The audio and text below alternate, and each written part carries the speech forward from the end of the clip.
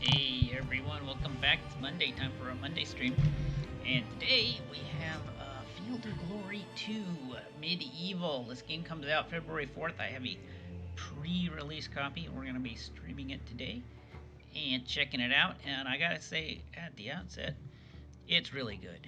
It's really good. You guys are going to love it. I'm going to love it. It's great.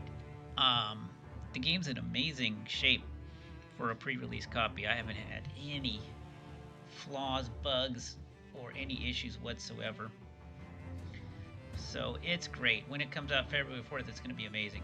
So as you know, Field of Glory 2 is a we played that many times here before, and it's been mainly ancient battles and such and so forth. You know, the Romans, the Greeks, the Persians. We've all played that in conjunction with Field of Glory Empires. So we already know the system pretty well inside and out from that. But this is a brand new standalone game, and it takes the battle system and extends it to the Middle Ages. And yeah, it's good. It's good. Let's go ahead and tell you what. I think the funnest and best way to show it off would be to play a campaign. So I think that's what we're gonna do. This comes with your basic sandbox campaigns from the original, from Field of Glory 2, but it also has some historical campaigns you can play. I think probably the one to give the best flavor for the game would be the Angevin Empire campaign. It's also, I think, the longest. So we're going to be playing that today and see how many battles we can get through. So it has a nice little history attached to it too. You've got the Angevin Empire was established by King Henry of England, who inherited the Duchy of Anjou from his father, Geoffrey the Fair, the Kingdom of England, and the Duchy of Normandy through his mother, the Empress Matilda, and acquired the Duchy of Aquitaine by right of his wife Eleanor of Aquitaine. As a result, he ruled roughly half of France, more than the territory directly ruled by the King of France, all of England, and part of Wales, and eventually Ireland. So this guy married into a lot of territory. And he was huge. Yeah, it was big, and it caused a big problem with France because he was actually, even though France was technically his liege lord, he was actually more powerful than the King of France, who was technically above him. So obviously that led to conflict. He ruled from 1154 to 1189 and was succeeded by his son Richard I and John. Much of the French territory was lost during the reign of John. So you have Richard the Lion-Hearted and then King John of Robin Hood fame. Campaign covers Henry's early career before becoming King of England and the early and middle parts of his reign. Okay, so let's get into it. So let's go ahead and we hit launch. You guys will be able to check out the new unit types. Let's go ahead and keep it on night difficulty. You can also do static and progressive. You do progressive, then as the campaign continues, it gets slightly harder. Let's just for fun, let's do progressive. So anyway, we got the Angevin Empire. The Angevin Empire was established by King Henry II of England. Oh, we already read all this. Okay, great. we already read all that. Great. Okay, let's get into it. Let's create the campaign. All right, so here we have each of the campaigns goes in stages. So the Angevin Empire campaign is stage 1 of 10. So here we are. We're in 1149 A.D.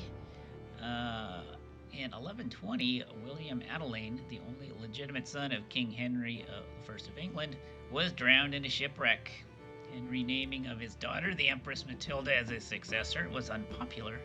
And on his death in 1135, his nephew Stephen of Blois seized the throne. There followed 18 years of civil war between the supporters of Stephen and Matilda. It is now 1149. Matilda's husband, Geoffrey of Anjou, has conquered Normandy, but in England, neither side has achieved victory. Matilda has returned to Normandy, leaving her 16-year-old son, Henry Empress, to carry on the fight. He has formed a northern alliance with Earl Ranulph of Chester and the Scots King David I. Together they are marching on York, but King Stephen is advancing to repel the invasion. I think we're playing... I'm not even sure what side we're saying. Are we King Stephen in this, or are we Henry? But as you can see, we're going to have some Scottish troops involved in this as well. So this will be an interesting little fight, mix of English and Scottish troops. So we only have one choice for this phase: offer battle. Let's do that.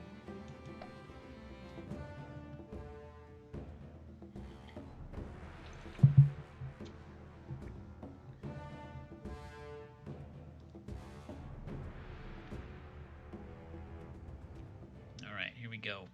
Now, the victory conditions for Field of Glory 2 Medieval are the same as Field of Glory 2. Two ways. You rout at least 40% of the enemy troops and 25% more than you have had routed, or it's a race to see who routs 60% of their troops first. The winner of that race being the loser. so there you have it. That hasn't changed. Those are the two main ways of getting victory. There are some bells and whistles on certain types of battles, though. Like some types of battle force you to achieve victory, and if you don't, the other side automatically wins. There are cases where one side is put on the strategic offensive. This doesn't seem to be one of those. So this is a straight up open battle, Anglo-Norman versus Anglo-Norman. And the campaign system kind of goes off a point system. And yeah, each country has different force pools that they can recruit from. This is interesting. We do get Scots Highlander, so apparently we are the Empress Matilda because we're allied with the Scots. So we have a Scots Highlander unit with us. We can also apparently recruit some Welsh as well. Welsh and also Islesmen. This looks like This looks like Nordic troops with giant two-handed axes. Undrilled heavy foot. Wow. Okay. So you got what's this? Brigands and ribalds, etc., etc. You got all types here in this little army. And then of course crossbows, archments. But yeah, you can, and also you can get. Now here's the big. This is the big unit. This is what really distinguishes medieval. Is this one unit type? It costs 72 points. Knights and sergeants. It's basically knights in shining armor, and they are the tiger tanks of this time period. And you kind of use them in kind of a similar fashion for just overrunning everything in front of you, but getting tripped up by bad terrain and things like that. Oh, you can also get a standard wagon.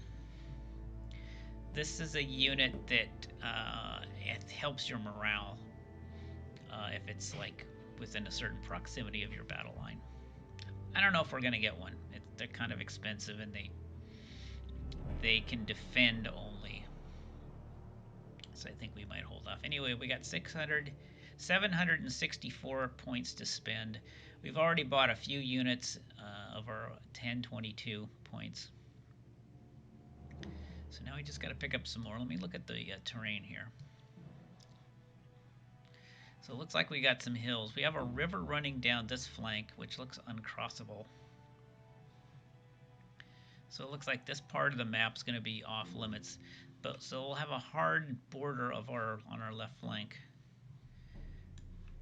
So what we could do is maybe we could just anchor the flank on the river, our left flank, and put all our cavalry on the right. So yeah, these are knights and sergeants here. And yeah, the game looks really good too. Look at this detail. So that's those are the knights and sergeants. These look like our Scottish troops. With they're basically big. If you've seen Braveheart, they have big giant wooden sticks, and that's what they have here as well. So those are our Scots. Yeah, here's some Scots Highlanders. It's an interesting unit. Oh, it's got a bow and a sword. Wow, okay, cool. These are spearmen, defensive. More knights and sergeants. Some light archers for skirmishing. So yeah, let's go ahead and get some units on the map here. Let's see here what we're gonna do. Maybe get some Welsh. Yeah, these Welsh are medium foot. They might go nice in this forest over here. So pick up a couple of those.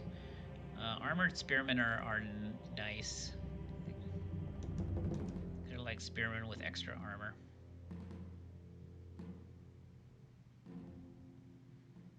We have a lot of points. Why don't we go all in on the knights? We have a lot of flat terrain on our right. Okay, so it gives us 7. If we get all 7 of the potential ones, it gives us 76 points left. Let's get some more skirmisher types. Okay, is that what we want to go to? Because that'll use up all our points. Do we want to go with that? Yeah, I think that's fine. Alright, so I have a massive force of knights to use on our right flank. Let's take these light archers. We can put them up here.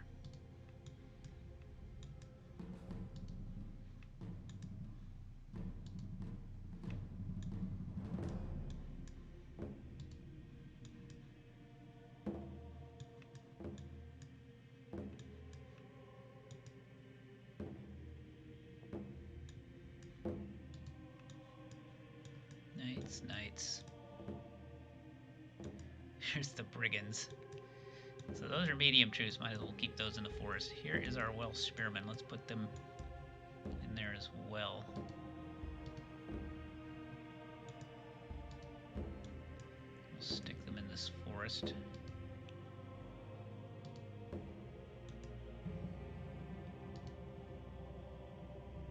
Got some raw spearmen here.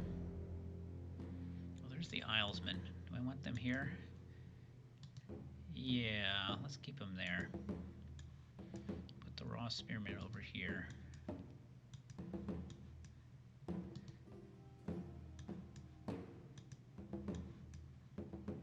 And over here we'll start putting the oh yeah, we have some more armored spearmen.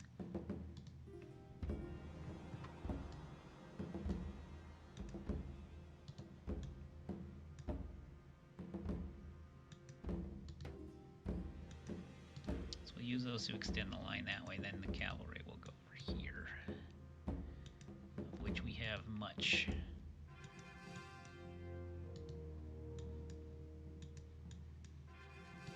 Actually, we're done with force selection. Let me just hit accept. I can add one more general to the army. So now we're in deployment. All right, so I got one general here. He's Guy de Longueville. He's a sub-general. Let's move him over here. So these guys are all attached to him. This is another sub-general. Let's put him out here. And then put these other knights. These are his little formation.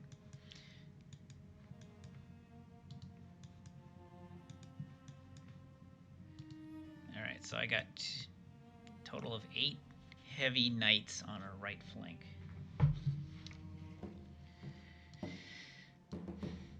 Over here, this is Henry Fin's Empress.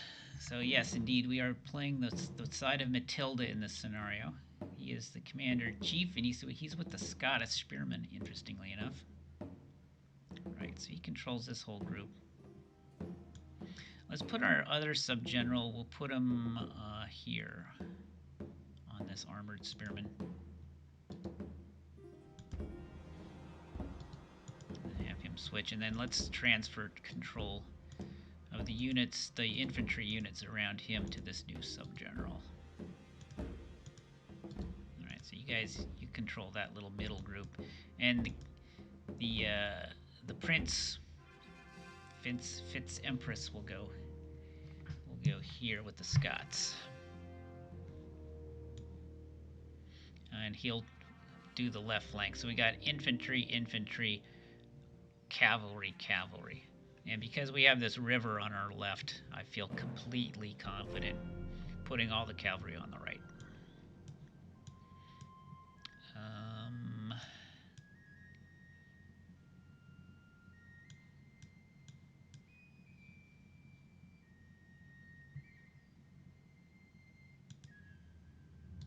Yeah, let's put that guy over there. We'll probably maybe take these woods, maybe.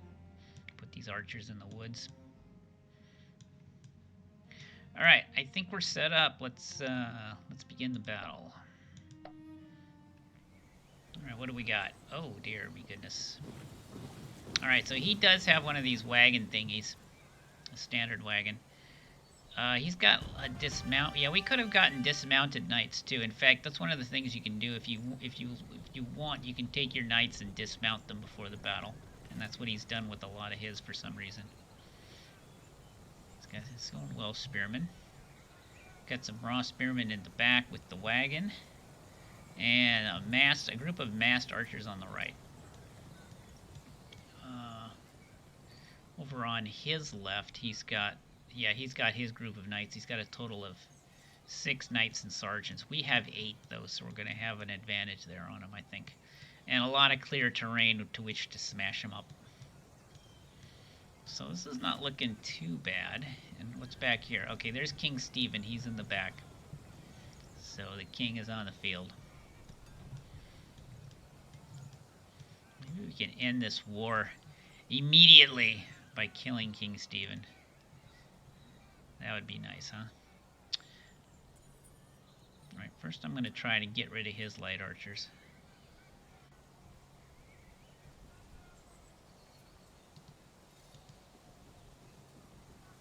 Yeah, let's try to target.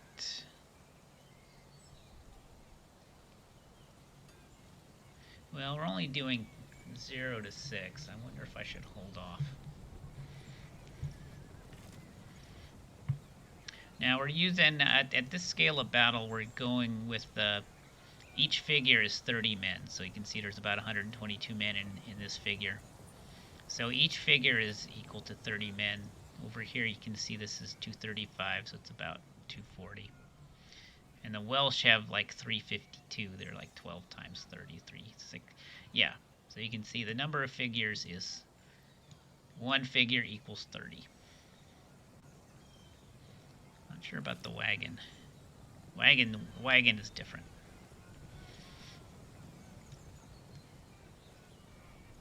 Yeah, so about 240, 240.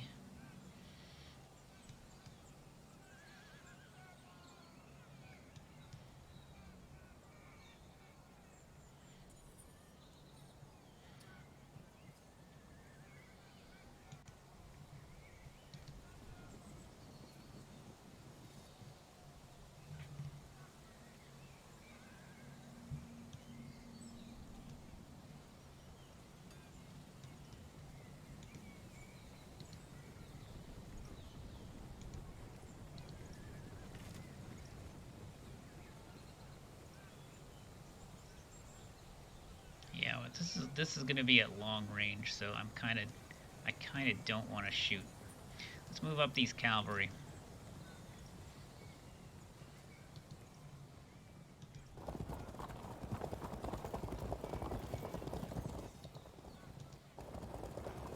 You can see they're going around the rough terrain. Oh, I actually miscounted. I actually have 9 heavy cavalry on that flank. Yeah, he's got 5 plus 1 raw spearmen. So we can just absolutely swamp this flank in a panzer attack here.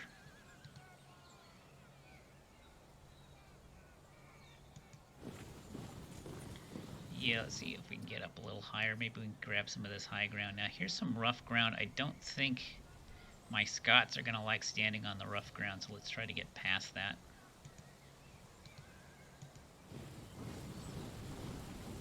Yeah, he's moderately disordered up there, so we'll probably want to move up a little further. Alright, Yeah, I don't think I'm going to shoot with my archers this turn. We only have limited ammo, you know.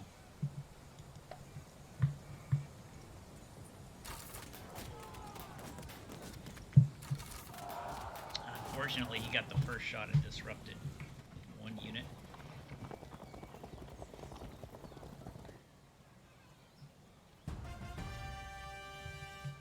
Okay.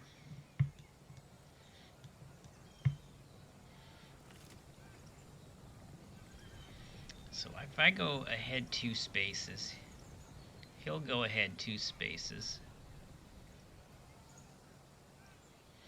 Yeah, so then we'll be fighting the battle around this area.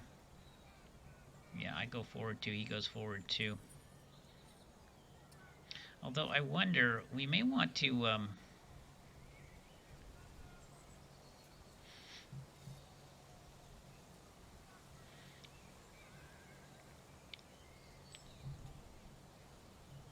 we may want to drop back a bit. My Welsh spearmen are, well, they're moderately disordered in there.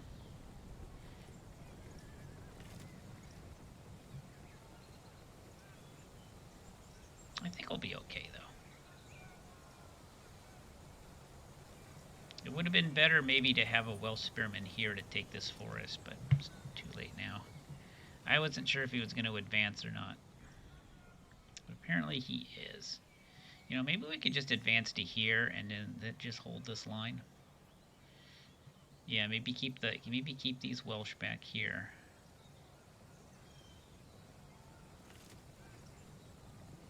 Tell you what. Let me move this guy. Let's move this Welsh to here.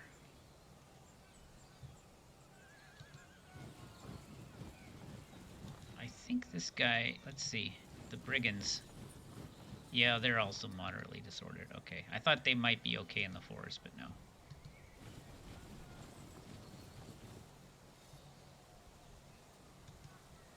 Yeah, we'll just advance up.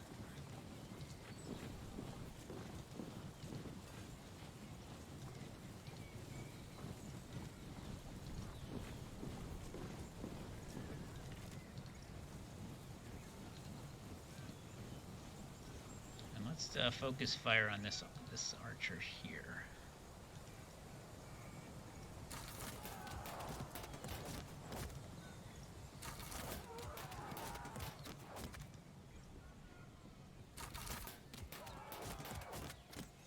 Shoot, I can't see him. Now I can. Alright, he held firm, sadly.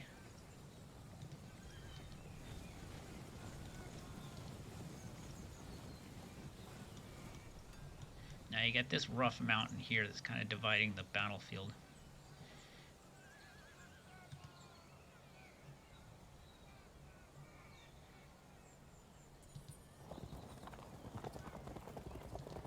Go ahead and charge on the right flank with the heavies, the heavy knights.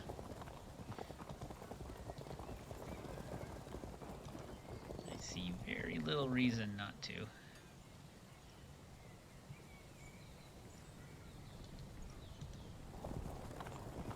Let me get up on this hill. Knights and sergeants, knights and sergeants, knights and sergeants. Knights and sergeants, knights and sergeants, knights and sergeants, okay.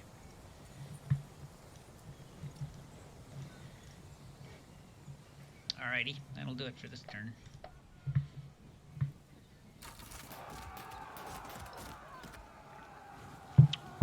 Okay, so our skirmishers flee beyond the line there.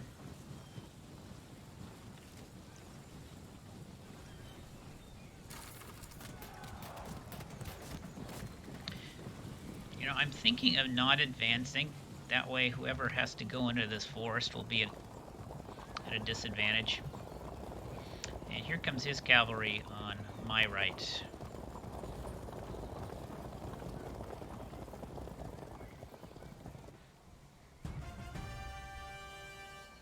Okay.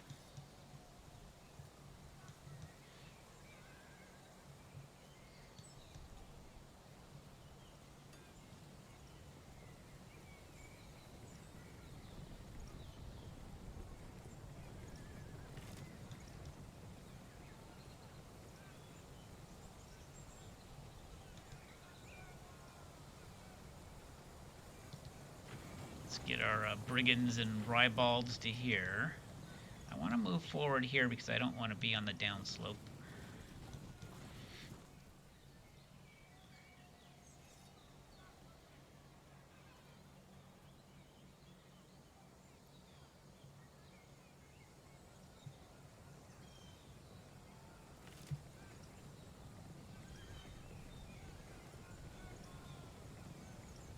Now my Welsh spearmen are actually offensive spearmen, so using them to charge his line might not be a bad idea, especially if I can break him on the charge.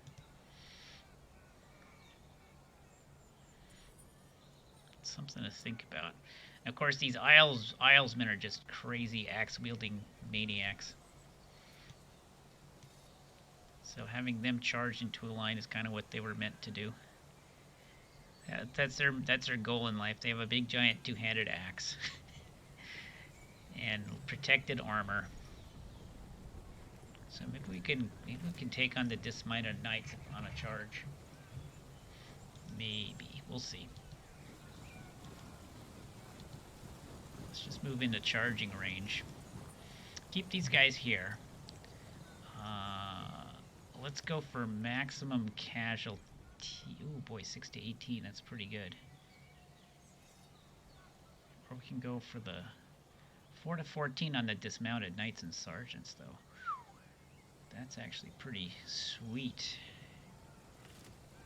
Yeah, let's just shoot up these yeah, let's just shoot up these we have a great shot on the dismounted knights and sergeants. Remember, these guys are worth a lot more than a light archer. These guys are actually well-armored knights. So killing 4 to 14 is a pretty good deal. Yeah, armored, quality superior. I'd rather kill these guys with arrows.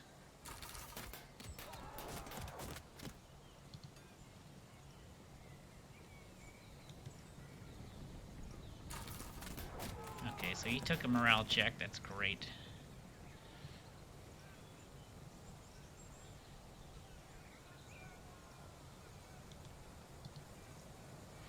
I can attack here, and that'll probably make that archer run away.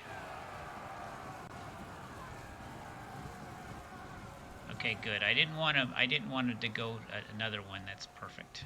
That's actually ideal. Let me move up to here. That way we can control the slope. Yeah, we have to watch out for these Welsh because they are offensive spearmen. So they could do a charge on me and get a lucky break. Oh, shoot, these are Highlanders. These are actually archers. Okay, don't move these guys.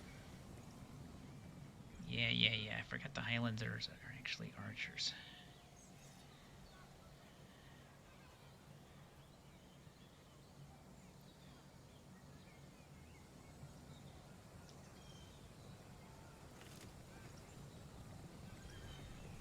He doesn't have a shield, which makes me nervous.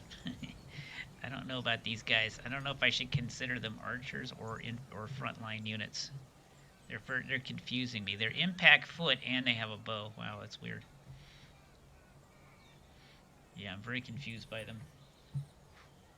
I think I'm gonna keep them one square back for now, just so they don't get charged. On the other hand, they can't charge me. He doesn't have a unit here.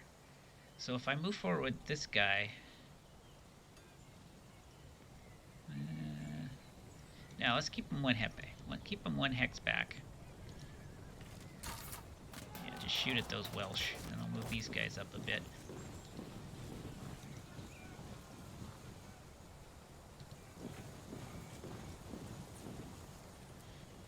Right. So, yeah, if this Welsh decides to charge, he could get into trouble because then I could maybe flank him. Now, over here, this is where things are getting interesting. So he's got his knights and sergeants versus my knights and sergeants.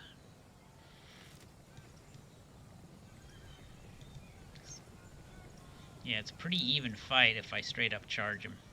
but I outnumber him, so I don't really have a problem with that. Ah, we got an instant fragment on him. That was a great roll. I was going to move up and then turn to flank him, but now I'm thinking we just try to break him quickly. There you go. Now, the interesting thing about these knights are they're a little bit impetuous, so you have to be careful. I mean, if there's a chance for them to pursue a beaten enemy, you damn well better believe they're going to pursue him. Usually in a way that is not ideal. I can charge here too. Do I want to? No, I don't. I can win the opening round. I can win the impact 58%, but if I don't at least get him to... if I don't at least fracture him somewhat, he's going to be at a big advantage during each subsequent melee phase, so it's a little risky for me to charge. So let me just move up.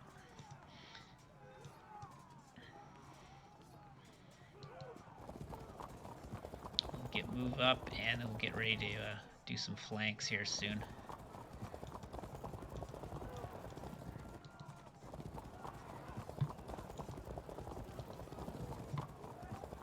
Also on the high ground, and that might make a difference.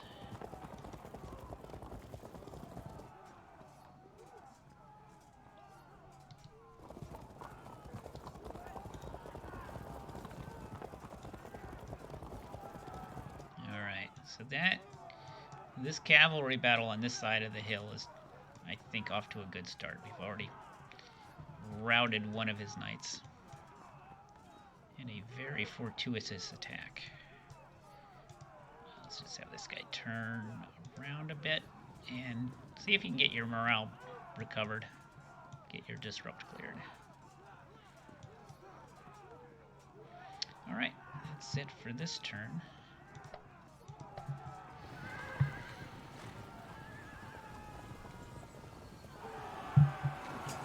Charge onto our Scots.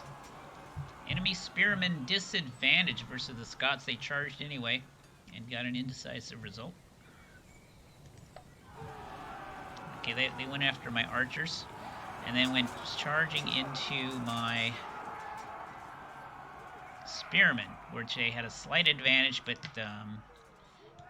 nobody won that fight. Here comes a charge. These are enemy spearmen disadvantaged versus the Islesmen. Oh, they charged the Islesmen. Fools. The Islesmen did not find that amusing and creamed them and fragmented them. So they are off to a bad start. Here's some archers firing. Uh-oh, he's going after the Islesmen again. Oh, Islesmen fragment that unit. The Islesmen are kicking ass.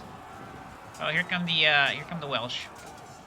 Okay, the Welsh had a slight advantage, but couldn't quite pull it off, so that was a draw. Alright, so far we're off to a great start in this battle. Here comes a charge. There was an equal odds, indecisive result, and yeah, we can start to flank these guys maybe, because we outnumber them. And here comes their commander. So he's coming over here to help out, I guess.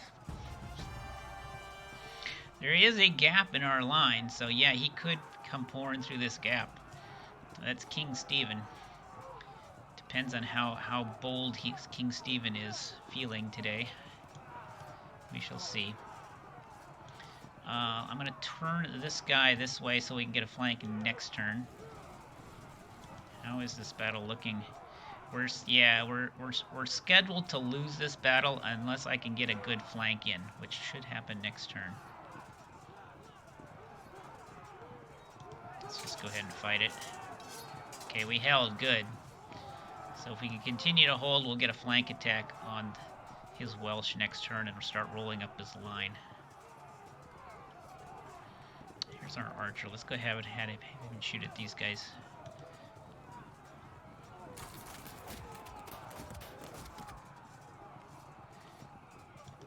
I've got archers here that have... well, these are the Scots Highlanders. They don't really have anything to do now.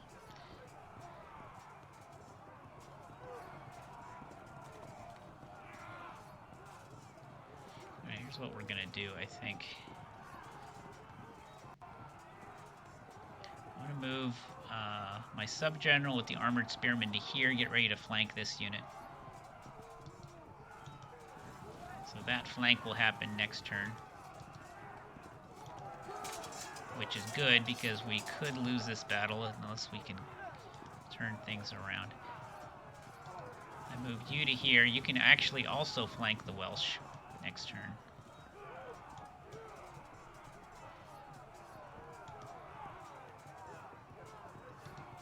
My archers here, not much for them to do except stand in reserve.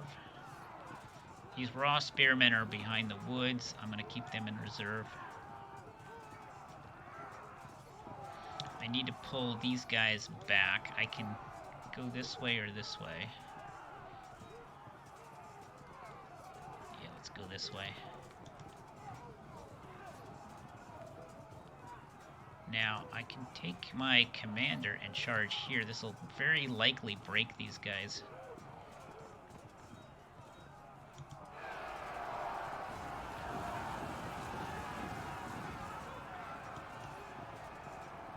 See if I can break these guys here. This is with the Islesmen. And these guys are running.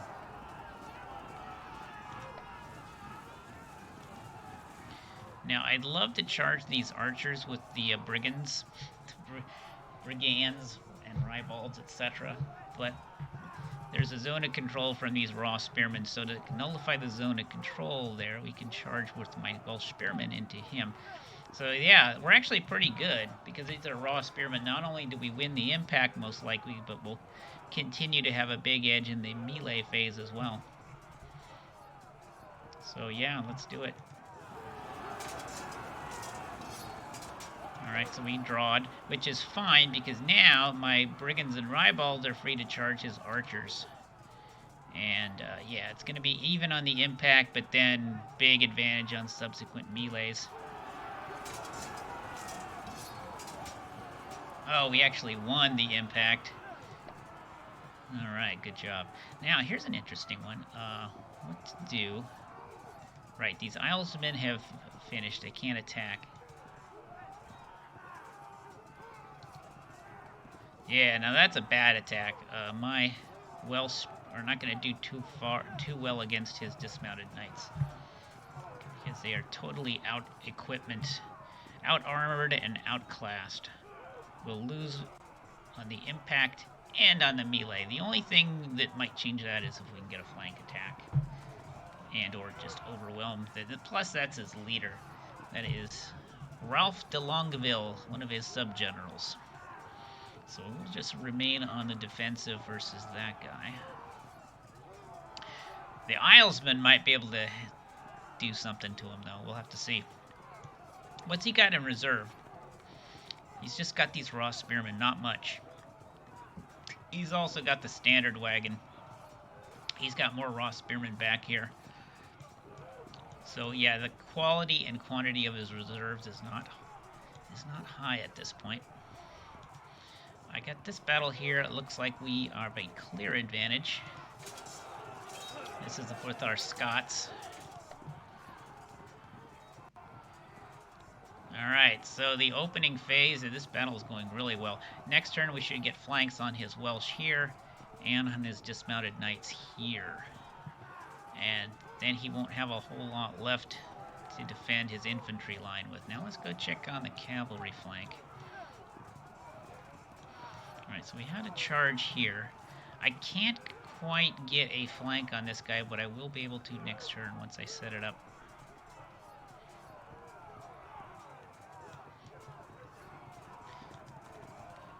I would love to charge this guy into the side of the knights here, but I can't because of the raw spearman zone of control.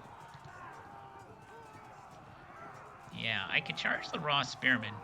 I have a good chance, 50-50 chance of winning the impact, but unless he disrupts, then the subsequent melees aren't going to go too well for me. So that's why I'm reluctant to charge the raw spearmen, because they have spears. Large pointy sticks that horses do not generally like, so what we could do charge these guys because I have my commander here. Guide to Longville is in charge. We have a big edge on the charge and the melee. Let's go ahead and do that. Okay, we drawed that one. That's fine.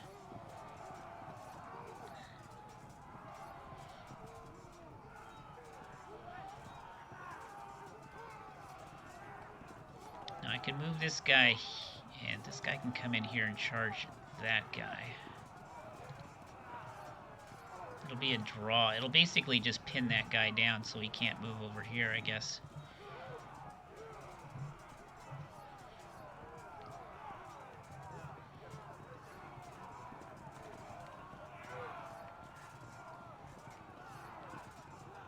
If I don't, then he can go in here and then maybe next turn flank this guy. Yeah, I should probably charge him.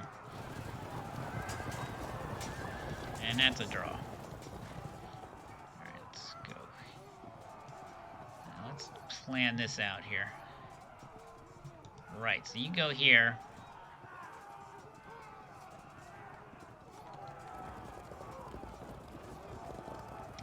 Next turn, you should be able to get a flank on that guy. Now, if I don't want to attack with this guy, because if this guy attacks, then that's going to ruin the flank. So this guy, we do not want to have attack right now. He's just going to sit there and watch. Or he can back up, or he can turn. But whatever he does not want to attack, because that'll ruin my flank that I have set up. This guy's going to go over here. Oh boy, he can go far. Jeez. So he's going to go over here and make sure that this guy isn't disturbed, because he's going to flank next turn. And let me send you to here.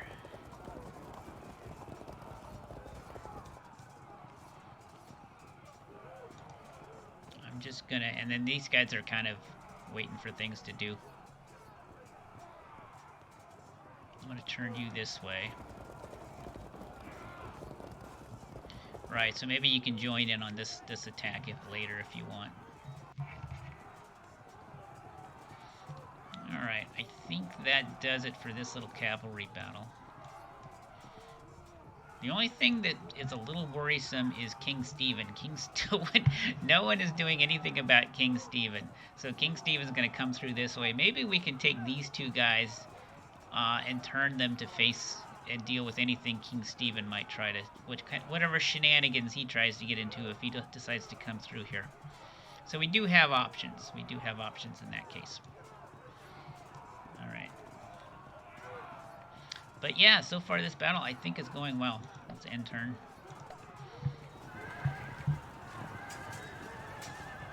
All right, that melee continues indecisively. That's going to be a flank next turn though.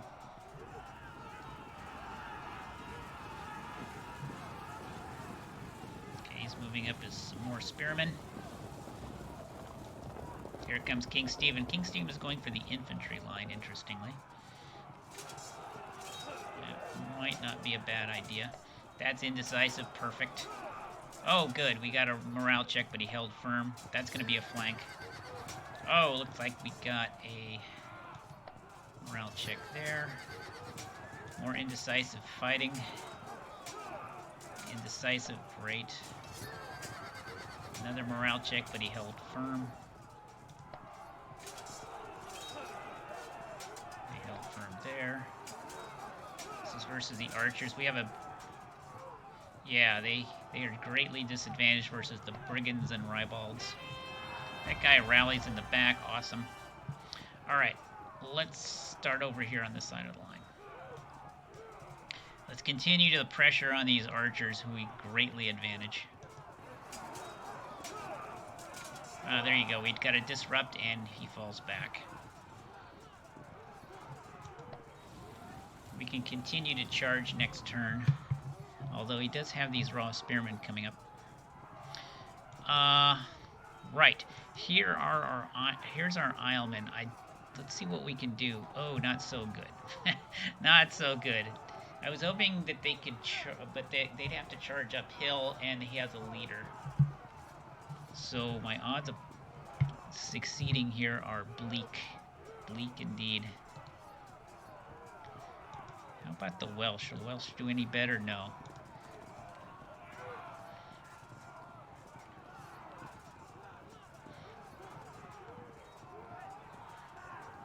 Alright, let's see how this attack goes then. We have a slight advantage here.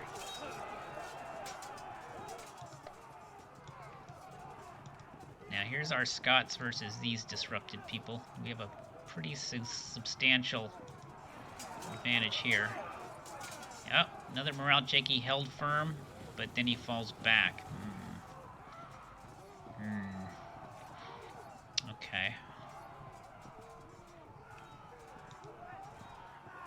Well, if I wanted to be bold and adventurous, my Henry Fitz Empress could charge him and maybe disrupt him. Let me think about that. Another thing I could do.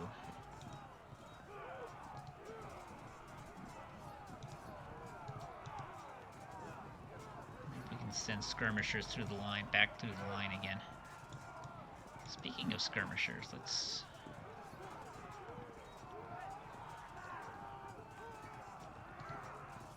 Yeah, let's go ahead and shoot these, see if we can get these close to breaking. Yeah, every man we kill in that unit gets it a little bit closer to breaking.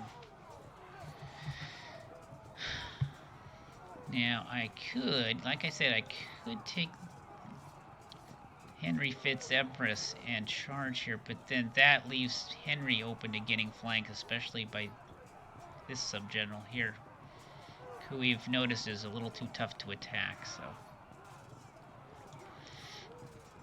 Well, let's do some fun stuff here. Now, we got King Stephen here. He's facing down the Scots Highlanders. That keeps the Scots Highlander from getting a flank on the Welsh. But that's okay, because we have this guy on the other end who can flank the Welsh, which we're going to do right now. There's our free disruption, and then we got another morale check for a fragment. So now the raw spearman into his Welsh spearman has a huge chance of victory. And we got a morale check, but they held firm. Okay.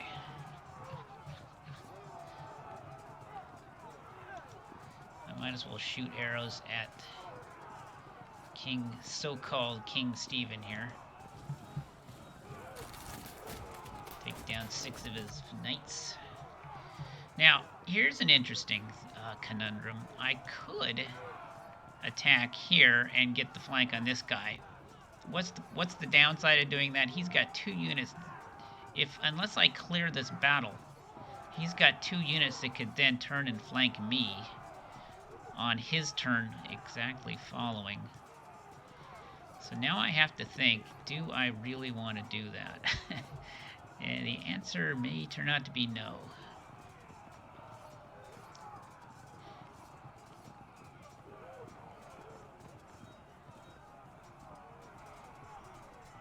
Yeah, let me shoot it. Let me shoot long range at these spearmen. Take a few down. It would be nice to get the flank, though. His cohesion will automatically drop, but that's setting me up for a flank on my turn.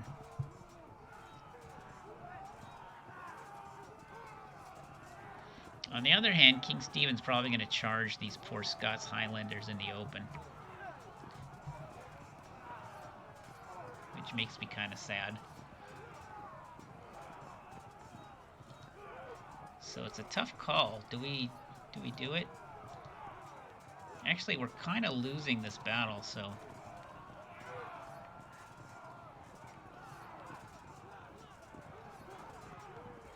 Yeah, it's a little bit of a tricky decision here.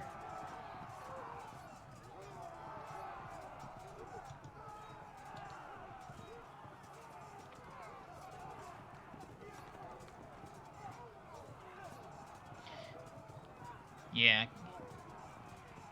The Scots Highlander can make it so King Stephen won't be able to flank him because they're facing him into him, but still these spearmen could then get the flank. It's tough. I'm gonna do it, although I may regret it. Okay, there's the free disrupt. We got a morale check. And he fragments. Okay, we might be able to pull this off if we can get him to break. Oh, we got the morale check, but no breakage. He's fighting on. That's too bad.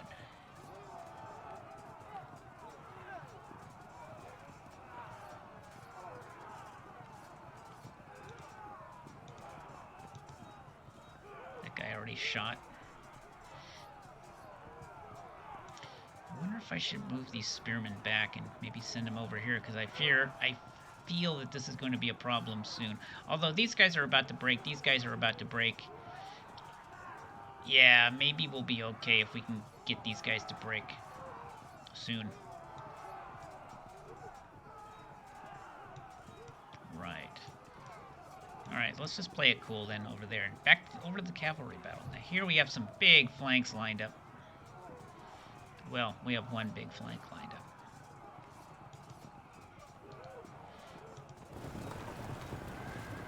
There's our free disrupt, and he fragments.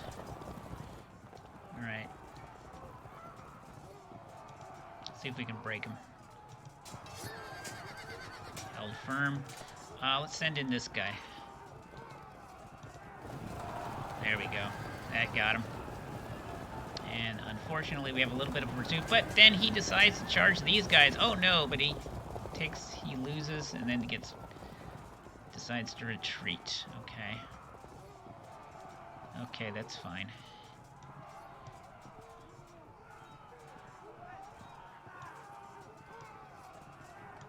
You know, I think I'm going to take this knight and sergeant. I'm going to send him over here to help out, because I'm afraid of what King Stephen with his knights might be able to do, and they could use some knights. So I'll preemptively start sending them over in this direction, just in case.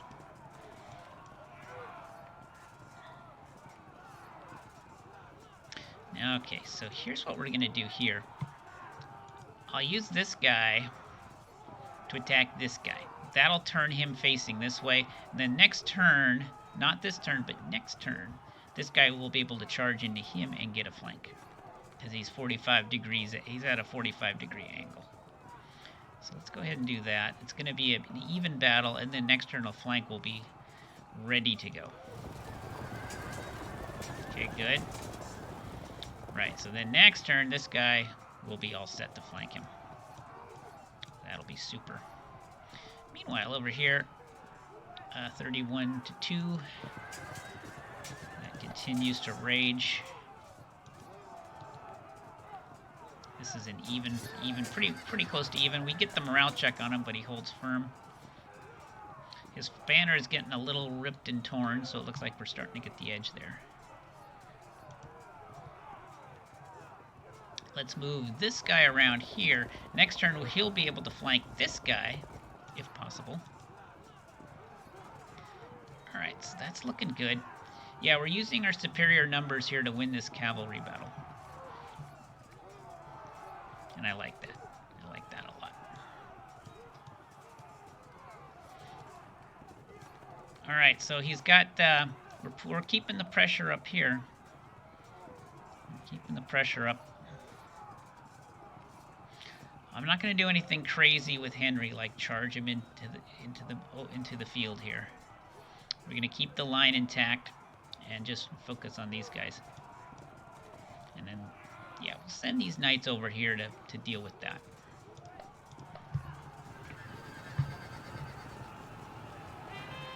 Uh-oh, that's bad. One of his units rallied. That's unfortunate. Okay, his commander charges the Welsh. The Welsh are disrupted and pushed back. That's too bad.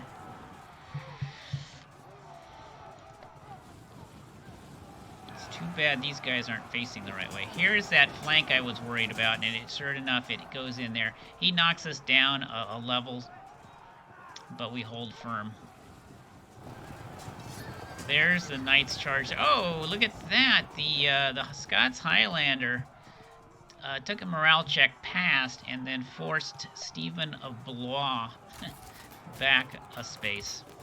So he managed to repel A knightly cavalry charge.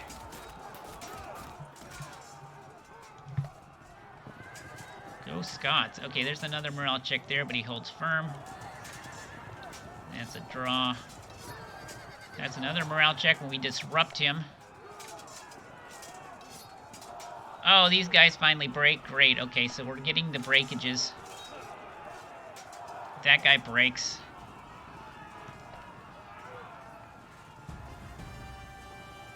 Super. Alright, over here. Two choices. We can charge his archers, or I can flip around this way in order to flank this guy next turn. The problem is, these guys are coming in. Now, if I charge there, these guys won't be able to flank me because they're not quite at 45-degree angle. If I turn this way, the archers will shoot at me, and then this guy will move to here and pin me down and prevent me from... Yeah, in fact, matter of fact, he'll be on the high ground. He'll be a little at a height advantage. So I think the better option is to charge the archers, honestly. Okay, that's a draw. Hopefully we can win that battle before we get flanked by those guys.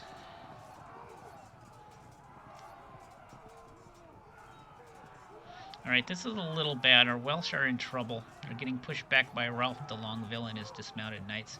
It's unfortunate that we're not turned and ready to do a flank, because that would have helped immensely, but we're not facing the right way, sadly. Well, might as well. If these guys can hold out a turn, let's see if they can hold out. Oh, God. I don't know if they're going to be able to hold out, but if maybe they will. If they will, then we can flank them and maybe save them. If not, I don't know what we're going to do. I'm going to go ahead and send these archers through. That way they can shoot at these guys at least.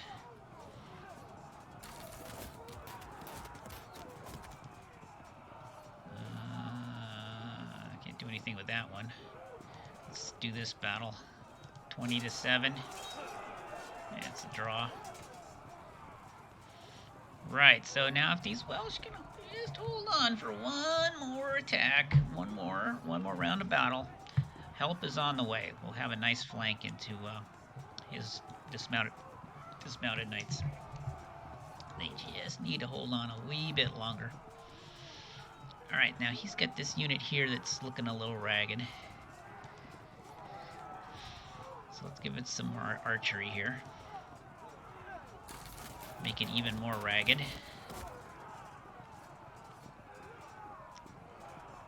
Seems to me we could just go ahead and... Yeah. It looks like a decent attack.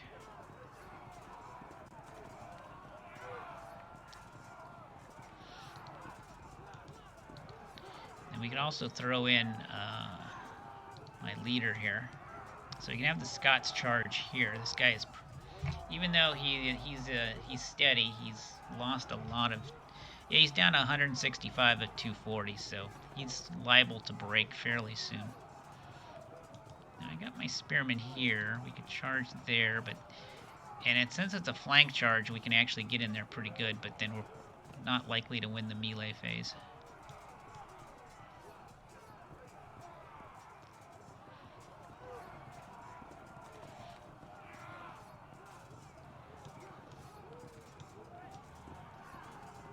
These guys are pursuing.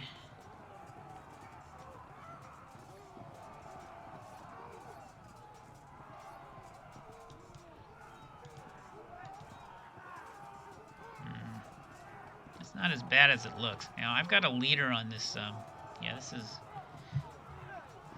Galchelin de Longueville. He's in charge of these armored spearmen. So even though he's disrupted, he's got a fairly good chance of rallying because there's a leader on the unit, so hopefully he'll rally. These guys are pursuing. Let me just turn these guys to face this way. Might as well shoot the knights here. with our very versatile Scots Highlanders here.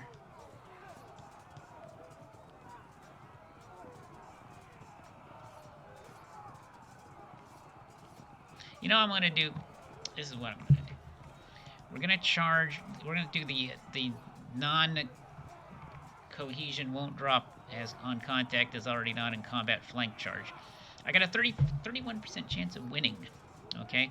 The following turn, these Scottish spearmen can charge this guy in the flank, provided this guy is distracted, which I can do if I attack with Henry. So that's what we're going to do. So this is a very complex series of moves. So this would be a bad move, except that we're planning on flanking next turn, and so this might actually make sense. And in fact, we got a morale check, but he held, but that's fine. Now next turn, we should be able to flank him, provided we can destroy this guy's zone of control by charging him, like so. Oh, we disrupted. Oh, we pushed him back even. Oh, it's even better. It's even better. Unfortunately, yeah, he's are you pursuing? Yeah, looks like you're pursuing.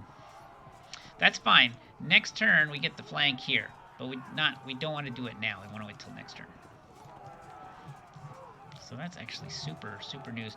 Also, this archer can now go through and do something fun, which is not an option he had earlier. Yeah, we should go over here. Shoot at these raw spearmen. Take down 9 of them. Alright. Alright. Things are going pretty well. Yeah, let's go ahead and do this battle. This is not too bad. Hey, we got a morale check and forced him back. Good job. Now, let's go ahead and send this guy over here to keep an eye on his King Stephen Knight unit there. All right. So I'm feeling like we have the situation well in hand. So I'm happy. And this is going to be hopefully a flank next turn, which makes me super excited. Oh, and also I get to shoot this unit at his knights. Oh, he's taking morale checks from 2 damage. Wow. Okay, well, we'll take that. Yeah, I also have these armored spearmen that aren't doing anything. So that's actually coming real well. Now, the cavalry battle. Boy, the cavalry battle is looking real juicy, too. Here is another flank we have set up. Let's do that.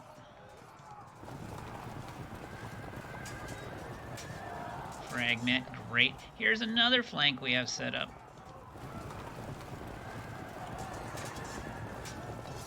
Alright, only disrupted there. Let's see if we can get this guy to break, and that'll maybe do some chain panicking. Nope, he held firm.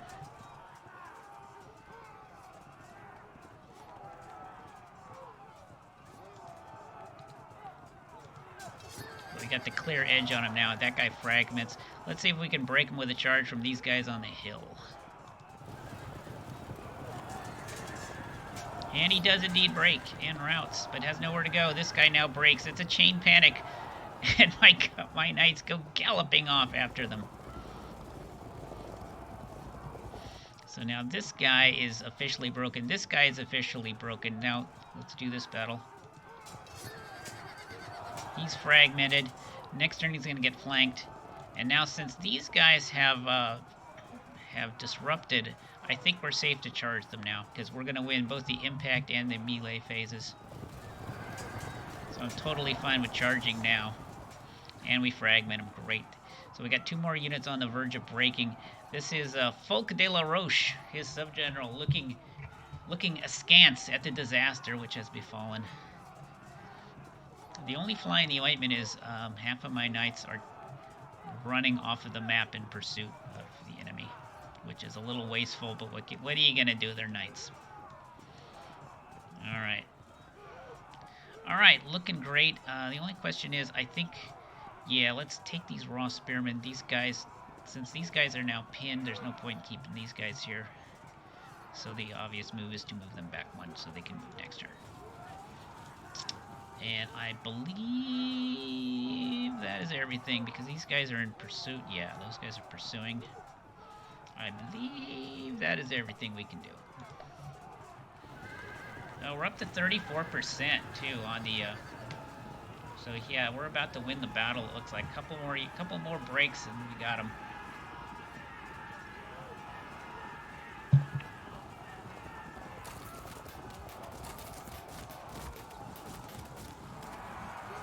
Okay, we got a charge here onto our leader unit with the raw spearmen. They were greatly disadvantaged. They're lucky to still be alive. Here is a non-flank attack, and they got disrupted and fall back. Those were on our brigands and ribalds.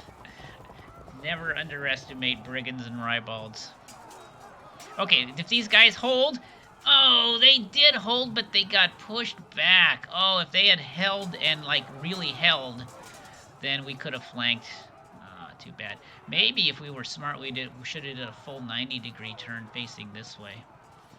That would have covered that possibility. So that was probably a small blunder on my part. We could have gotten the flank had we been a little bit more foresightful, I guess is the word. Meanwhile, that's a break. Yeah, so now it's a complete rout over here on the right flank. Those guys finally break. As a matter of fact, I think this is it. The archers break. He's up above 50 now, and the way the game works is if a side has over 40% rout casualties at the end of its turn, and by the way, this is its turn, then the scenario ends. So I think the scenario is about to end in victory for us here. There we go. So we did it, and we took zero of our units routed. That's amazing. That is really good. All right. We can claim this as a glorious victory. So we killed 49% of the enemy. We would have killed more if we could have gotten a couple more flanks off that were set up for next turn. Only lost 7% of ours. You can kind of see the whole casualty breakdown. So yeah, very few losses.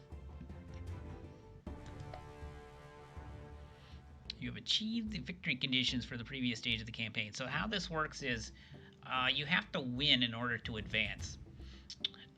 If you lose a battle, what you can do is you can replay it. They set up another situation where you try to recover the situation.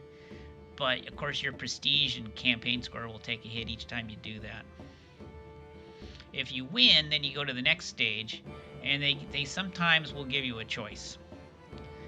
And you can read this to see what the choice is all about. It's 1153 AD. Unfortunately, the Scots alliance fell apart before it could take the city of York, and Henry returned to Normandy. In 1150, he was made Duke of Normandy by his father Geoffrey of Anjou. Geoffrey died in 1151, and Henry spent the following year consolidating his hold over Anjou and acquiring Aquitaine by marrying the heiress Eleanor. It is now 1153, and open war is broken out with King Louis VII of France. King Louis, who doesn't have a lot of France left after all of these marriages.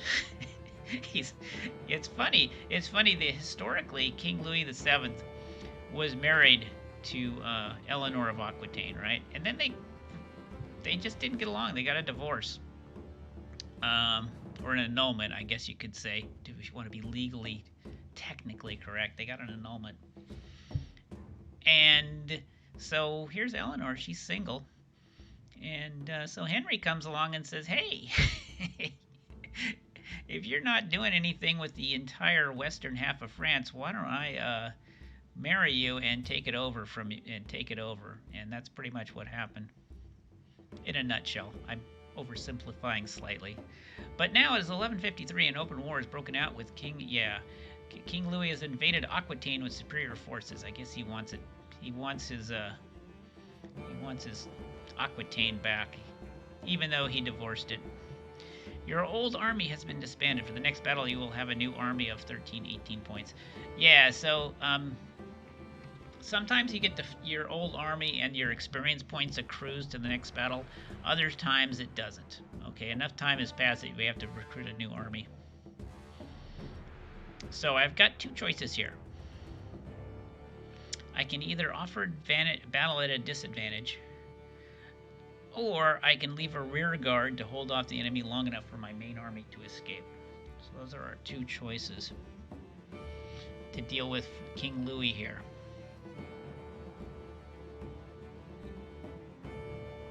So I tell you what,